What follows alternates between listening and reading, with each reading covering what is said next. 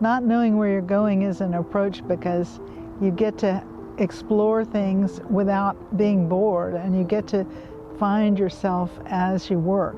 So it's kind of like improvisational, like jazz. So you end up moving from one thing to another, and I don't know, staying open to what the moment dictates, what you feel like you want to see. And also, it's just more fun to work that way, I think. Well, one of the things that I think is interesting in my work is line, and I do have an energetic line that sometimes wakes up a painting when I'm in the midst of working on it. But I've always been interested in drawing and drew every day as a child. There's a fluidity of line with ink drawing that's also very intriguing to me, and I love working with pen and ink. One thing about the calligraphy that's intriguing is they're like beautiful drawings that we can't discern the meaning of. That also reminds me of something that interests me in work, abstract work, is there's a kind of a code, and we're all trying to understand the work and break the code in a way.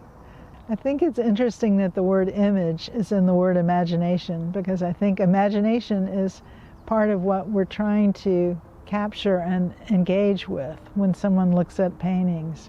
So whether it's a representational painting, you want to sort of invoke what the meaning of the story is, or whether it's an abstract painting, there's sort of an effort to discern what it's saying, what it means. Artists all hope that their work will survive them, but tiny percentage does. It really has to do with the moment now and working now and connecting with people through the work. This whole life of exploration and knowledge of the materials, it's sad that we die because then it's all gone. Once you're gone, that knowledge is gone. But at least there's a sort of artifact of it through the work.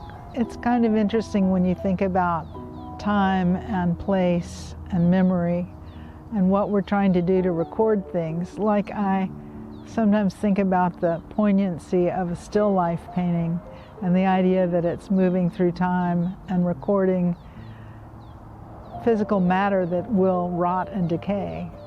It's almost like it's all a fingerprint of our own perception, that painting, that we're making the painting, and that it lives beyond the object being painted.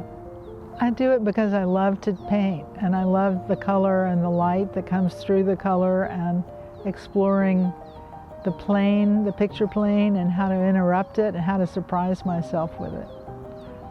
I just love the material of paint, and always have.